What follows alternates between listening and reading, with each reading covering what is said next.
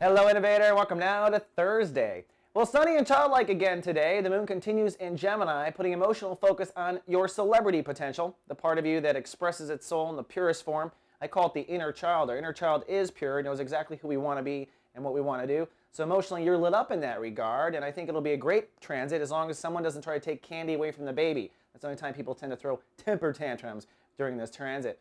Now, today is a decisive day. In fact, the topic for you is making critical decisions about who you want to be and how you want to put yourself out there in 2009. It's your birthday period right now, Aquarius. Happy birthday, by the way. With Saturn ruling the day in Chapter 2, it's time to decide where you want to turn this toward, like what you want to aim toward. Now, you don't have to make any decisions that you have to stick by, but we do want to start to move toward the solution of how Aquarius will put themselves out there. And you'll probably have enough information or courage to call a spade in the next 24 hours. And speaking of calling a spade, Mercury, in its late stages of Chapter 2 in Capricorn, is saying that there'll likely be a breakthrough realization, conversation, or realization, I guess the best way to put it, when it regards your weeds in your soul garden.